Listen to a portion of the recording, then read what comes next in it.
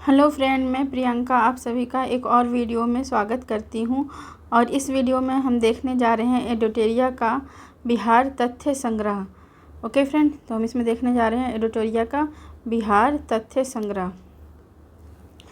तो फ्रेंड, हम इसमें स्टार्ट किए हैं बिहार का भूगोल।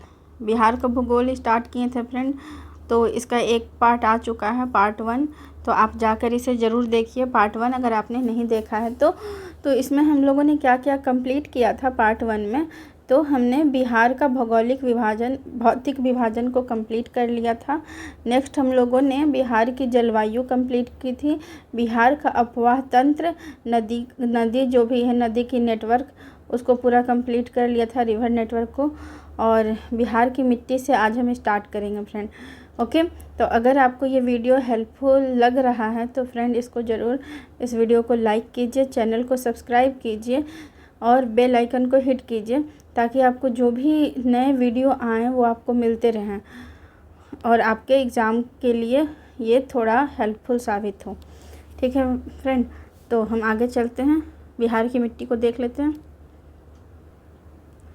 तो फ्रेंड, हम यहाँ से बिहार की मिट्टी को देखेंगे तो क्या बोल रहा है फ्रेंड, पहला पॉइंट में कि पृथ्वी के ऊपर सतह पर फैले मोटे, मध्यम और बारीक कार्बनिक और अकार्बनिक मिश्रण कणों को मृदा या मिट्टी कहते हैं। तो क्या होता है कि अगर पृथ्वी के ऊपर छोटे छोटे कण फैले हुए हैं और वो बारीक भी हो सकते हैं, मोटे भी हो सकते हैं और माध्यम भी हो सकते हैं, तो मध्यम भी हो सकते हैं, तो ये मृदा या मिट्टी कहलाती है। नेक्स्ट हम लोग चलते हैं फ्रेंड कि मृदा का निर्माण चट्टान के टूटने फूटने तथा इनमें भौतिक एवं रासायनिक परिवर्तन के फलस्वरूप होता है। तो कैसे मृदा का, सॉइल का कैसे निर्माण होता है, तो भौतिक, फिजिकल या केमिकल परिवर्तन के कारण, उसमें टूटने फूटने के कारण मृदा का निर्माण होता है। तो मृदा का निर्माण में स्थलाकृति क्या क्या फैक्टर्स हैं, तो ये देख लेते हैं। स्थलाकृति वर्षा, आर्द्रता, तापमान, प्राकृतिक वनस्पति आदि प्रमुख भूमिका निभाती है। तो कौन कौन से प्रमुख भूमिका निभाते हैं, तो स्थलाकृति, वर्षा, आर्द्रता, तापमान, प्राकृतिक वनस्पति। ठीक है फ्रेंड, नेक्स्ट हम लोग चलते हैं। मृदा के अध्ययन को मृदा विज्ञान कहते हैं, इंग्लिश में इसको बोलते हैं पेडोलॉजी। ये भी याद रखेंगे फ्रेंड, क्योंकि यहाँ पे ऐसे दे सकता है पेडोलॉजी, ऐसे लिख देगा इंग्लिश में ही कि पेडोलॉजी। तो फिर क्या कीजिएगा, मृदा विज्ञान अगर नहीं लिखा रहेगा तो इसे हम याद करके रखेंगे कि मृदा विज्ञान को ही पेडोलॉजी कहते हैं। विश्व मृदा दिवस कब मनाया जाता है, तो 5 दिसंबर को मनाया जाता है। याद रखेंगे, विश्व मृदा दिवस कब मनाया जाता है, 5 दिसंबर को मनाया जाता है।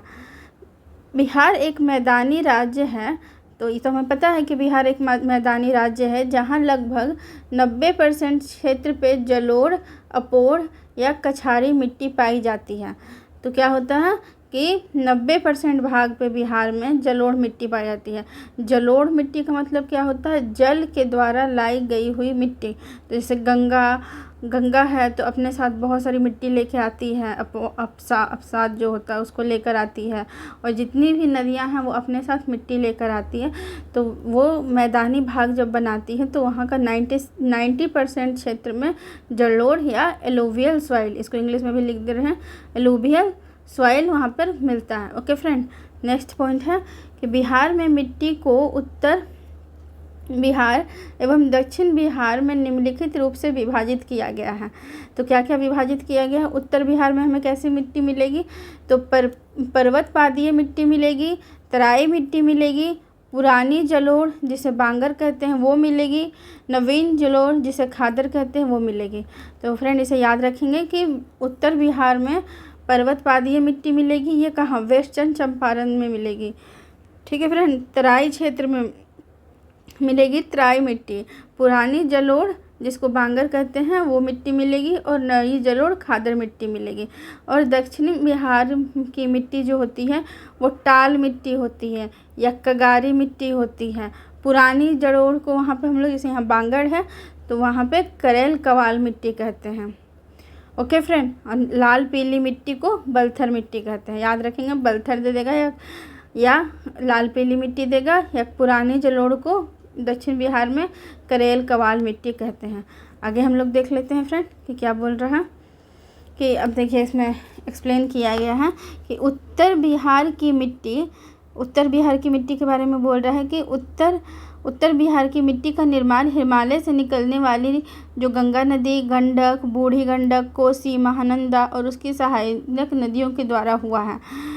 तो उत्तर बिहार की मिट्टी 4 उपवर्गों में बांटा गया है। तो सबसे पहले पर्वतपादीय मिट्टी, अभी हम लोग ऊपर पढ़े थे, तो यह मिट्टी पश्चिम चंपारण के उत्तरी पश्चिम भाग के सुमेश्वर श्रेणी के आसपास पाई जाती है। तो कहाँ पाई जाती है फ्रेंड? तो पश्चिम चंपारण में पाई जाती है, वेस्ट चंपारण में, और ये सुमेश्वर श्रेणी के आसपास पाई जाती है। नेक्स्ट है कि यह क्षेत्र अधिक वर्षा होने के कारण मृदा में अधिक नमी पाई जाती है और यह अधिक उपजाऊ होता है। अधिक नमी के कारण यह अधिक उपजाऊ भी होता है। यह मृदा मुख्य रूप से धान एवं गन्ने की खेती के लिए अनुकूल होता है। क्या किस किस के लिए अनुकूल होता है? तो धान और गन्ने की खेती के लिए। नेक्स्ट है कि तराई मिट्टी। तराई मिट्टी कहाँ पाई जाएगी? तो यह मिट्टी का विस्तार बिहार के उत्तरी सीमा पर पश्चिमी चंपारण से लेकर पूर्व में किशनगंज तक 5 से 7 किलोमीटर चौड़ी पट्टी में पाई जाती है। तो क्या बोल रहा है? ये हमारा प्यारा बिहार है। अगर ऐसे करके ऐसे, तो ये वेस्ट चंपारण से लेकर किशनगंज तक 5 से 7 किलोमीटर की चौड़ी पट्टी पर पाई जाती है। यहाँ पर इसे तराई मिट्टी कहते हैं। ओके फ्रेंड, इस मिट्टी को कहीं कहीं कंकड़ और रेत की मात्रा अधिक पाई जाती है। इस मिट्टी में कहीं कहीं कंकड़ और रेत की मात्रा अधिक पाई जाती है तथा कई जगहों पर दलदली भूमि का भी विकास हुआ है। तो कहीं कहीं कंकड़ रेत ज़्यादा पाया जाता है और कहीं कहीं दलदली भूमि का भी विकास हुआ है। ओके फ्रेंड, आगे चलते हैं। यह मिट्टी हल्के भूरे या पीले रंग की होती है। तो इसका कलर पूछेगा तो ये कैसी होती है? तो हल्के भूरे या पीले रंग की होती है। यह मिट्टी धान, पटसन और गन्ने की खेती के लिए अनुकूल होती है। ठीक है, नेक्स्ट हम लोग चलते हैं पुरानी जलोढ़ मिट्टी। पुरानी जलोढ़ मिट्टी को क्या कहते हैं? बांगर मिट्टी। बांगर मिट्टी, इस मिट्टी का विकास उन क्षेत्रों में होता है जहां बाढ़ का पानी प्रतिवर्ष नहीं पहुंच पाता। तो यहाँ बाढ़ का पानी प्रतिवर्ष नहीं पहुंच पाता, इसीलिए यहाँ पे जो मिट्टी होती है वो पुरानी होती है। तो इसे पुरानी जलोढ़ मिट्टी कहते हैं। इस मिट्टी का विस्तार मुख्यतः घग्गर गंडक दोआब, बूढ़ी गंडक के पश्चिमी भाग में होता है। इसका विस्तार कहाँ कहाँ है? तो पूर्णिया, सहरसा, दरभंगा, मुजफ्फरपुर आदि क्षेत्र में भी है। इस मृदा में क्या क्या अधिक होता है? तो चूना, लाइम और पोटास अधिकता होती है तथा फास्फोरस और नाइट्रोजन की कमी होती है। तो ये दोनों याद रखेंगे फ्रेंड कि अधिकता किसकी होती है? अधिकता तो चूना और पोटास की। ओके फ्रेंड, और कमी किसकी होती है? तो कमी होती है फास्फोरस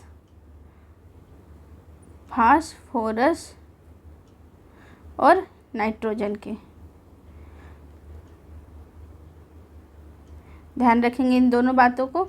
नेक्स्ट है कि इसकी प्रकृति कैसी होती है? क्षारीय होती है। क्षारीय मतलब बेसिक। इसमें मुख्य रूप से धान, गेहूँ, मक्का, तंबाकू, गन्ना उगाए जाते हैं। तो क्या क्या उगाए जाते हैं? धान, गेहूँ, मक्का, तंबाकू और गन्ना उगाए जाते हैं। नवीन जलोढ़ मिट्टी, जिसको हम लोग खादड़ मिट्टी बोलते हैं। तो खादड़ मिट्टी नदियों द्वारा प्रतिवर्ष लाए गए अवसादों से बनती है। इस मिट्टी का विस्तार गंगा, गंडक, बूढ़ी गंडक, कोसी, महानंदा के निचली घाटी में होता है, क्योंकि यहाँ ये सब नदियाँ हर साल बाढ़ लेकर आती हैं और न्यू जलोढ़ मिट्टी को क्या करती हैं? बिछा कर जाती हैं। इस मिट्टी का रंग कैसा कलर का होगा? रंग गहरा भूरा होगा। और ये मिट्टी का रंग कैसा था बताइए फ्रेंड? नवीन जलोढ़ मिट्टी का रंग, अच्छा इसमें नहीं दिया गया है, कहाँ था ये?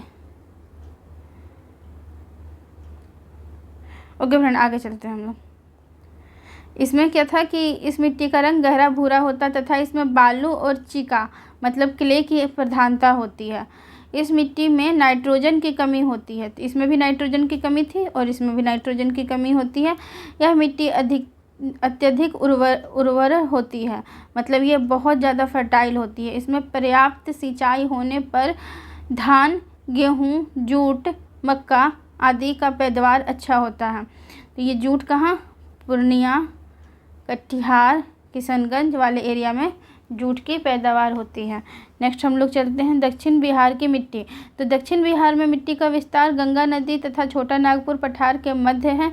मिट्टी की संरचना के आधार पर दक्षिण बिहार की मिट्टी को 4 भागों में बांटा गया है। तो देख लेते हैं कौन कौन से भागों में बांटा गया है। तो टाल मिट्टी क्या कहती है, तो टाल निम्न भूमि का क्षेत्र होता है। टाल क्या होता है, निम्न भूमि का क्षेत्र होता है, जो वर्षा ऋतु में जल प्लावित हो जाता है, जल से भर जाता है। और टाल मिट्टी का विस्तार गंगा के दक्षिण तट पर, जैसे गंगा है तो उसके दक्षिण तट पर बक्सर से भागलपुर तक 8 से 10 किलोमीटर चौड़ी पट्टी पर होती है। यह मिट्टी में क्या मिलता है, तो यह मिट्टी मोटे कणों वाली धूसर रंग की और भारी मिट्टी होती है। ये कैसे होती है, भारी मिट्टी होती है और मोटे कणों वाली धूसर मिट्टी होती है।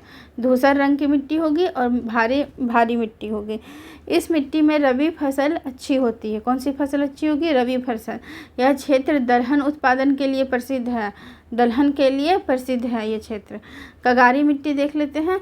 तो कगारी इसको कहाँ कहाँ मिलती है, तो गंगा नदी के दक्षिण तट पर सोन, फल्गु, पुनपुन, किऊल नदियों के किनारे इस मिट्टी का विस्तार है।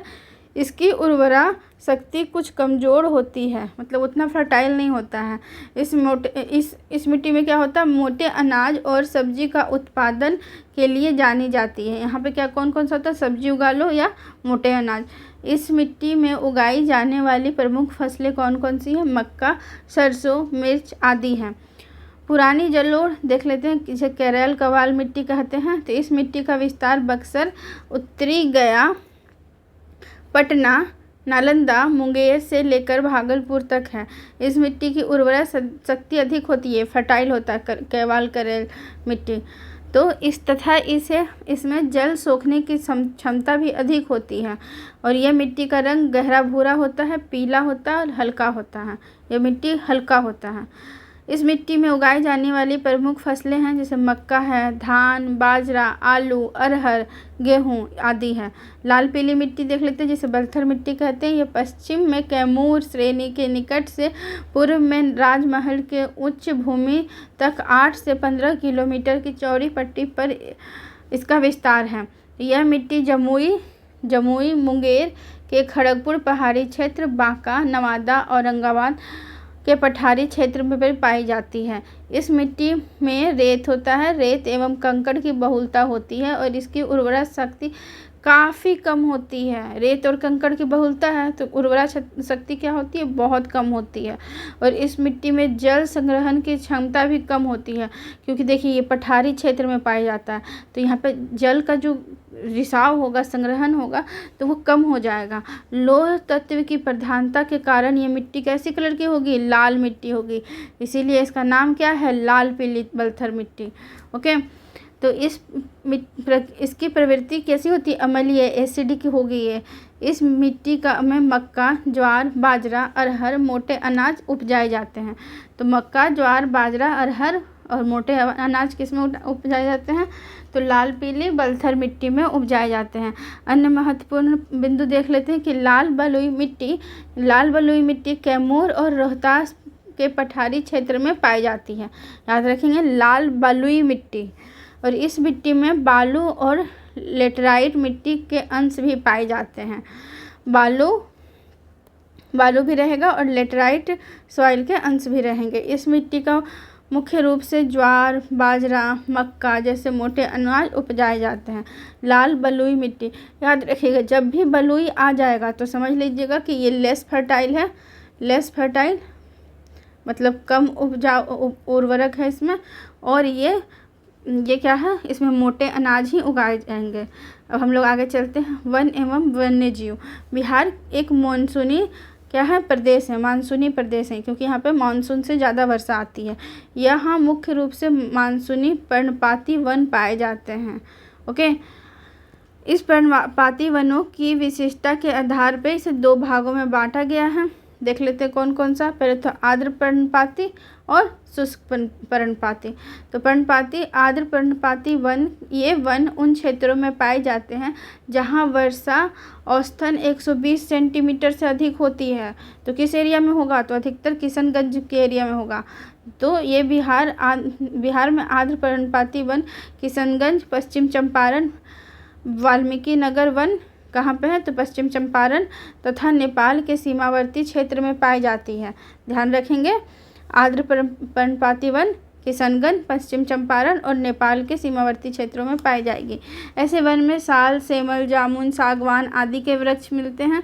और इसके अतिरिक्त इन वनों में सवाई घास, हाथी घास, नरकट, बेंत आदि झाड़ियाँ मिलती हैं। तो क्या क्या मिलता है? साल, सेमल, जामुन, सागवान।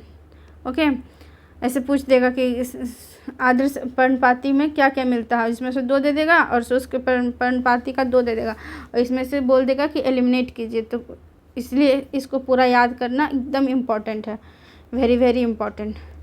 शुष्क पर्णपाती वन, ये वन उन क्षेत्रों में पाए जाते हैं जहाँ वर्षा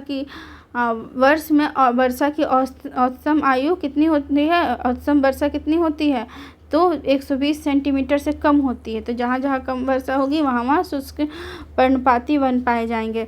बिहार में अधिकांश भागों में इस प्रकार के वन पाए जाते हैं, जैसे कैमूर की पहाड़ी में, मुंगेर, जमुई, बांका और आदि क्षेत्रों में पाए जाएंगे। इन वनों में शीशम, अमलतास, साल, खैरा, महुआ, पलास, जामुन, बांस आदि के वृक्ष पाए जाते हैं। ओके फ्रेंड, नेक्स्ट चलते हैं बिहार में वन अभयारण्य देख लेते हैं। बिहार में एक राष्ट्रीय उद्यान है। अगर पूछेगा कि कितने राष्ट्रीय उद्यान है, तो बिहार में 1 नेशनल पार्क है और 12 वन्यजीव अभयारण्य हैं। तो 12 क्या है? वाइल्ड, तो क्या है? 12 वाइल्ड लाइफ सेंचुरी हैं। नेक्स्ट है कि बिहार में, अब देख लेते हैं कहाँ कहाँ कौन से अभयारण्य पाए जाते हैं, स्थान देख लेते हैं और उसकी विशेषताएं क्या है ये देख लेते हैं। तो बिहार में वाल्मीकि नगर उद्यान कहाँ पे पाया जाएगा? याद रखेंगे, बहुत बार क्वेश्चन पूछा गया है बीपीएससी में कि वाल्मीकि नगर उद्यान कहाँ पाया जाता है। तो पश्चिमी चंपारण में। यह बिहार का एकमात्र राष्ट्रीय उद्यान है, वेरी वेरी इंपॉर्टेंट, एकमात्र राष्ट्रीय उद्यान है। और इसमें बिहार के सबसे घने वन पाए जाते हैं। सबसे घने वन पाए जाते हैं कहाँ पे? तो पश्चिमी चंपारण में। बिहार भीम बांध, अब देख लेते हैं भीम बांध एवं अन्य वन्यजीव अभयारण्य। तो भीम कहाँ पे है? भीम बांध अभयारण्य, तो ये मुंगेर में है। यहाँ पे 681 वर्ग किलोमीटर तक फैला हुआ है, 681 वर्ग किलोमीटर तक ये फैला हुआ है। और इसमें तेंदुआ, भालू, सूअर, मगरमच्छ के लिए प्रसिद्ध है। ओके फ्रेंड, नेक्स्ट हम लोग चलते हैं कि गौतम बुद्ध पक्षी विहार। गौतम बुद्ध पक्षी विहार कहाँ है? तो ये गया में है। गौतम बुद्ध से याद रखेंगे कहाँ है? गया में। तो ये कितने वर्ग किलोमीटर में फैला हुआ है? तो 259 वर्ग किलोमीटर में फैला हुआ है।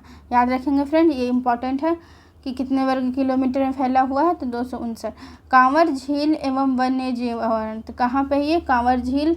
तो बेगूसराय में। ये 63 किलोमीटर वर्ग क्षेत्र में फैला हुआ है। यहाँ पे पक्षियाँ आती हैं बाहर से, माइग्रेटरी बर्ड। तो इसको क्या कहते हैं? साइबेरियाई पक्षियों का आश्रय स्थल है। और ये रामसर सूची में शामिल बिहार का एकमात्र आर्द्र भूमि है। तो ये यहाँ पे ये अपडेटेड नहीं है अभी, ये यहाँ पे एकमात्र आर्द्र भूमि नहीं है। तो यहाँ पे एक Nagi Nakti wild life sanctuary और हो गया है। तो ये टोटल मिला के 3 हो गए हैं आर्द्र भूमि। ओके, तो याद रखेंगे फ्रेंड। और Nagi Nakti wild life sanctuary कहाँ पे है? तो ये जमुई में है। नेक्स्ट हम लोग चलते हैं कैमूर वन्य जीव अभयारण्य कहाँ पे है? रोहतास में है। कैमूर वन्य जीव अभयारण्य कहाँ है? तो रोहतास में है। कैमूर में नहीं मार के आ जाएंगे फ्रेंड। कैमूर वन्य जीव अभयारण्य रोहतास में है। यह क्या है? यह सबसे बड़ा वन्य जीव अभयारण्य है। ओके फ्रेंड, कितना है? वन्य जीव अभयारण्य है ये सबसे बड़ा। तो ये कितने वर्ग किलोमीटर में फैला हुआ है? तो 1784 वर्ग किलोमीटर में फैला हुआ है। ध्यान देने वाली बात है कि 1784 वर्ग किलोमीटर में फैला हुआ है और ये सबसे बड़ा वन्य जीव अभयारण्य है। अब देखें नागी बांध पक्षी विहार कहाँ पे है? जमुई में है और ये सबसे छोटा है। सबसे बड़ा कौन सा है? तो ये रोहतास वाला कैमूर वन्य जीव अभयारण्य और नागी सबसे छोटा अभयारण्य है। और इतना नहीं पूछता है, ये सब याद नहीं रखना है। नकटी डैम वन्य जीव अभयारण्य ये भी जमुई में है, बस इतना याद रखेंगे। और ये दोनों को रामसर साइट में इंक्लूड कर लिया गया है, रामसर साइट में। नेक्स्ट है कि पंत वन्य जीव अभयारण्य, तो ये कहाँ है? नालंदा में है। देखिए फ्रेंड कैसे याद रखेंगे, पंत में अंग का मात्रा आ रहा है और नालंदा में भी। ओके, तो इसका कितना में फैला हुआ है ये याद रखने की ज़रूरत नहीं है, बस पंत नालंदा। नेक्स्ट है कि उदयपुर वन्य जीव अभयारण्य पश्चिम चंपारण में है। ओके फ्रेंड, नेक्स्ट है वाल्मीकि वन्य जीव अभयारण्य पश्चिमी चंपारण में है। तो वाल्मीकि और उदयपुर जो भी है ये दोनों पश्चिमी चंपारण में है। और इसमें याद करेंगे वाल्मीकि में कि बिहार का एकमात्र बाघ आरक्ष इसके अंदर है, टाइगर रिजर्व यहीं पे है। ओके, नेक्स्ट है कि कुशेश्वर स्थान पक्षी वन्य जीव अभयारण्य दरभंगा में है। क्या है कि कुशेश्वर स्थान पक्षी वन्य जीव अभयारण्य कहाँ पे है? तो दरभंगा में है। नेक्स्ट है कि विक्रमशिला डॉल्फिन वन्य जीव अभयारण्य कहाँ है? तो भागलपुर में है और ये भारत के पहले डॉल्फिन अभयारण्य के रूप में प्रसिद्ध है। ओके फ्रेंड, याद रखेंगे विक्रमशिला डॉल्फिन अभयारण्य भागलपुर में है। बरेला सलीम अली पक्षी अभयारण्य कहाँ पे है? वैशाली में है।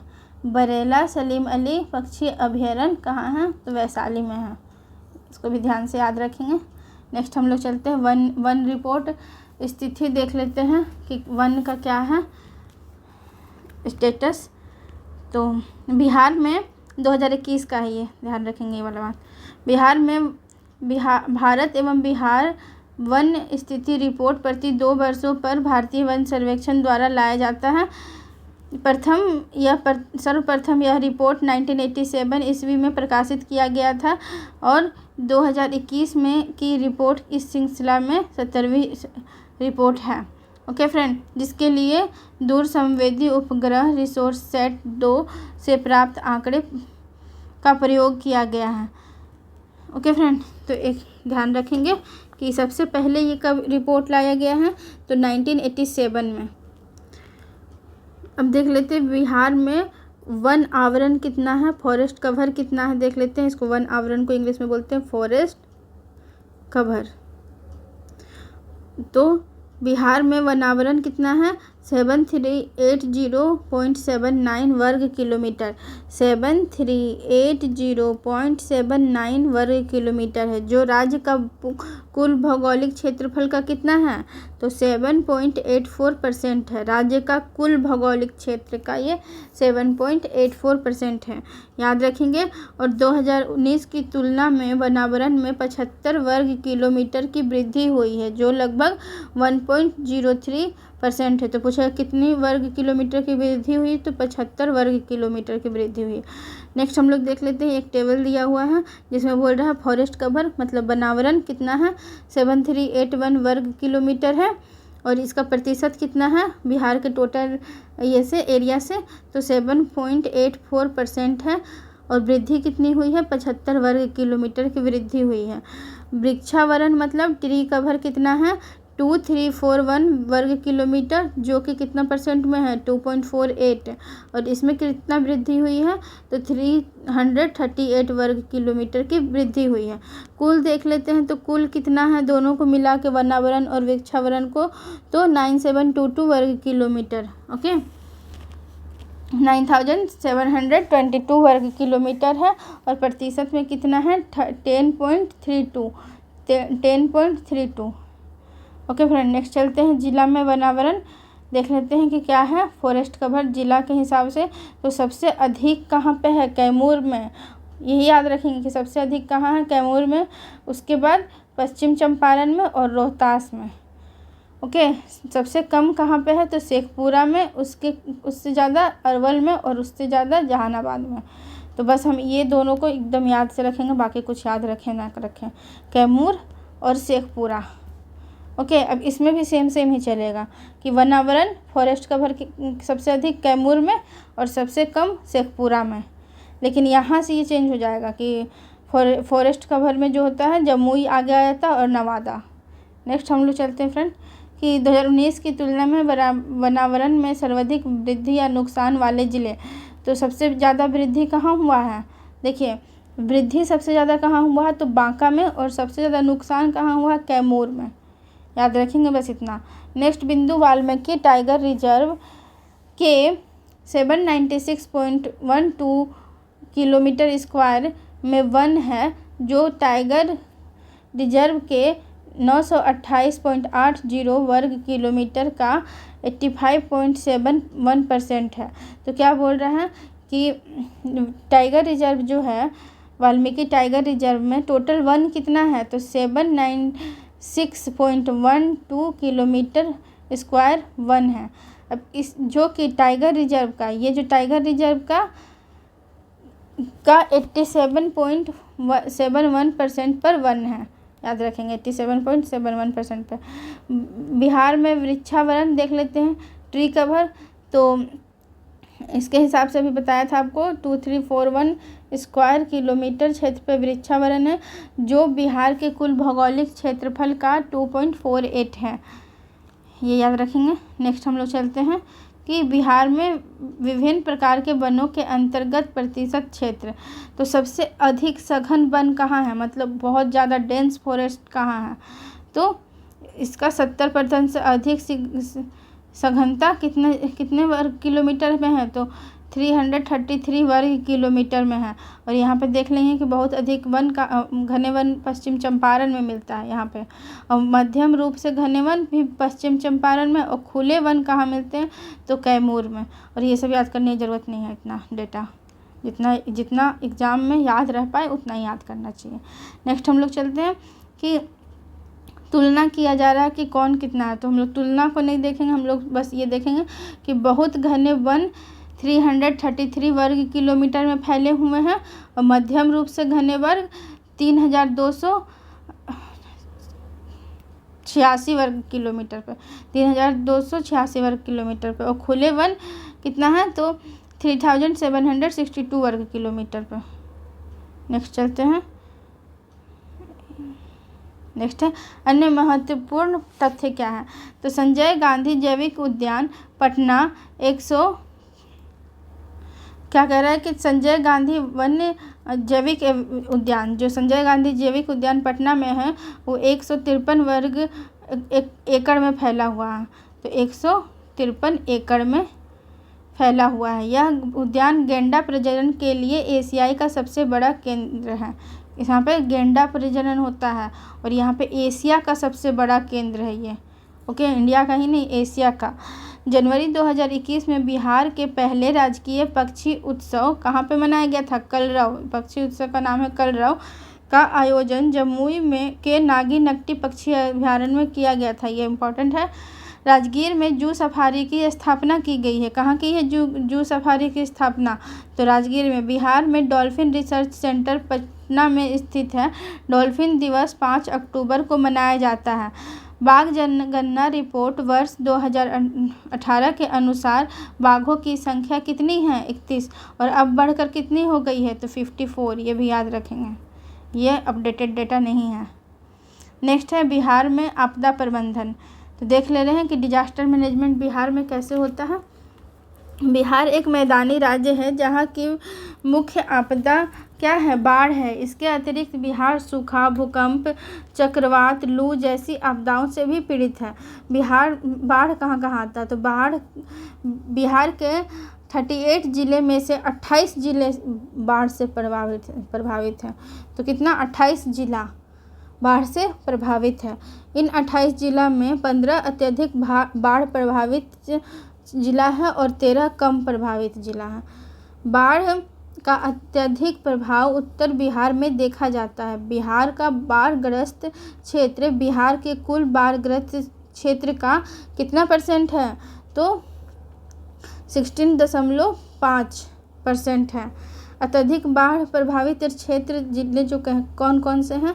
तो पूर्वी चंपारण, मुजफ्फरपुर, वैशाली, सीतामढ़ी, शिवहर, दरभंगा, मधुबनी, समस्तीपुर, सहरसा, सुपौल, मधेपुरा, खगड़िया, बेगूसराय, भागलपुर और कटिहार है। और कम वाले तो कम कहाँ पर बाढ़ आते हैं, तो पश्चिम चंपारण, सारण में भी कम बाढ़ आता है, सिवान में भी कम बाढ़, गोपालगंज, पूर्णिया, किशनगंज, पटना, नालंदा, भोजपुर, बक्सर, लखीसराय, शेखपुरा, यहाँ कम बाढ़ आता है और इस एरिया में बहुत अत्यधिक बाढ़ आता है। नेक्स्ट हम लोग देख लेते हैं बिहार से बाढ़ आने के प्रमुख कारण क्या क्या कारण है। तो बिहार में वर्षा ऋतु के 2 माह से अधिक वर्षा होती है। ओके फ्रेंड, तो बारिश कितनी होती है, 2 माह से भी अधिक वर्षा होती है। उत्तर बिहार की नदियाँ में वर्षा ऋतु में अत्यधिक जल प्रवाह होने लगता है। ओके, नेक्स्ट है बिहार में जल प्रबंधन का अभाव है और तटबंध का टूटना तथा जल संग्रहण क्षेत्र में मानव का प्रसार। जल संग्रहण क्षेत्र में भी लोग अपना घर बना के रहने लगे हैं, उस एरिया में भी तो मानव का प्रसार हुआ है, तो ऑफ कोर्स से बाढ़ आएगा। सूखा है, तो सूखा क्या है, तो मानसून की अनिश्चितता के तथा जल के अवैज्ञानिक दोहन के कारण सूखा की स्थिति हो जाती है। बिहार में लगभग 20% क्षेत्र सूखे से प्रभावित हैं। सूखे से प्रभावित होने वाले ज़िले कौन कौन हैं, तो औरंगाबाद, गया, नवादा, रोहतास, कैमूर, मुंगेर आदि सूखा से प्रभावित क्षेत्र है। सूखा नियंत्रण के लिए आधुनिक सिंचाई पद्धति जैसे टपक सिंचाई, जैसे ऐसे के उसमें लगा देंगे पाइप और ऐसे वहाँ पर छेद रहेगा, वहाँ से टप टप करके पानी चूते रहेगा और इधर जो भी होगा पेड़ पौधा होगा वैसे रहेगा। ओके, तो ये टपक सिंचाई कहता। फव्वारा सिंचाई, ऐसे एक तरफ से ऐसे पाइप टाइप का लगा देंगे और हल्का हल्का ऐसे फव्वारा हर जगह से निकलते रहेगा, तो इसको फव्वारा सिंचाई आदि का प्रयोग एवं नहर निर्माण के कार्य किए जाना आवश्यक है सूखा से निजात पाने के लिए। नेक्स्ट है भूकंप। बिहार की भौगोलिक अवस्थिति हिमालय के समीप होने के कारण यहाँ भूकंप की संभावना को जन्म देती है। बिहार के अलग अलग क्षेत्र को भूकंप की संभावना के आधार पर निम्न जोन में बांटा गया है, जैसे जोन 5, 4, 3 में विभाजित किया गया है। कितने जोन में, तो 5, 4, जोन 3 में विभाजित किया गया। हम लोग देख लेते हैं जोन 5 में अधिक प्रबलता होती है भूकंप आने का, तो ये कौन कौन सा एरिया है, ये होगा वही जो तराई बेल्ट का रीजन होगा, तो किशनगंज, सहरसा, सुपौल, मधेपुरा, मधुबनी, दरभंगा, सीतामढ़ी, अररिया। और मध्य प्रबलता तो पश्चिम चंपारण, पूर्वी चंपारण, सारण, वैशाली, पटना, सिवान, शिवहर, ठीक है। और जोन 3 यहाँ पे बहुत कम चांसेस है कि आएंगे अर्थक्वेक, तो कौन कौन सा है, तो गया, औरंगाबाद, रोहतास, कैमूर, बक्सर, भोजपुर, मुंगेर, ये पठारी क्षेत्र हो गया। नेक्स्ट है कि चक्रवात देख लेते हैं। साइक्लोन। बिहार भौगोलिक रूप से समुद्र तटीय राज्य नहीं है, लेकिन बंगाल की खाड़ी के समीप होने के कारण बिहार चक्रवात जैसी आपदा से भी कभी कभी प्रभावित होता है। बंगाल की खाड़ी में उत्पन्न होने वाली चक्रवात पश्चिम बंगाल, झारखंड से होकर बिहार के सीमावर्ती जिले को भी प्रभावित करता है। चक्रवात का मुख्य रूप से बिहार में पूर्वी जिला जैसे किशनगंज, पूर्णिया, भागलपुर, कटिहार, अररिया आदि पर जिले पर प्रभावित होते हैं। चक्रवात में मूसलाधार वर्षा एवं तेज हवाओं से जान माल की क्षति होती है, ध्यान रखेंगे। सेंडाई फ्रेमवर्क है, जिसको सेंडाई फ्रेमवर्क किस लिए है, डिजास्टर मैनेजमेंट के लिए है। और बिहार देख लेते हैं क्या कह रहा है। जापान में सेंडाई शहर में मार्च 2015 में आपदा जोखिम की कमी लाने के लिए 3रा संयुक्त राष्ट्र विश्व शिखर सम्मेलन आयोजित किया गया था। कितनावां का, 3रा। और कहाँ पे है ये, सेंडाई शहर जापान में है। और इस सम्मेलन में आपदा जोखिम में कमी लाने के लिए 7 प्रमुख लक्ष्यों को निर्धारित किए गए हैं। तो भारत ने 1 जून 2016 को सेंडाई फ्रेमवर्क को अपनाया था। ये बिल्कुल याद रखेंगे, ये डेट पूछ सकता है कि सेंडाई फ्रेमवर्क को भारत कब अपनाया था, तो 1 जून 2016 को अपनाया था। बिहार भारत का पहला राज्य है जिसने सेंडाई फ्रेमवर्क से संबंधित कार्य योजना को लागू किया था। तो ये भी याद रखेंगे कि बिहार भारत का पहला राज्य है जो ये सेंडाई फ्रेमवर्क को लागू किया है। ओके फ्रेंड, तो यहाँ तक हमारा ज्योग्राफी ख़त्म हो जाता है। और अगर आपको ये वीडियो अच्छा लगा हो तो आप प्लीज़ इस वीडियो को लाइक करें, सब्सक्राइब करें और चैनल को और चैनल को सब्सक्राइब करें और बेल आइकन को हिट कर दें ताकि आपको नोटिफिकेशन मिलते रहें। और फ्रेंड, एक और रिक्वेस्ट था कि अगर आप किसी फ्रेंड्स को जानते हैं जो बीपीएससी की तैयारी कर रहा है तो उसके साथ ये वीडियो शेयर करें, उसके लिए भी हेल्पफुल होगा। ओके फ्रेंड, बस इतनी सी रिक्वेस्ट है आपसे कि आप मेरे वीडियो को लाइक करें, सब्सक्राइब करें और शेयर करें। ठीक है फ्रेंड, फिर आगे के टॉपिक में मिलते हैं, तब तक के लिए बाय, टेक केयर।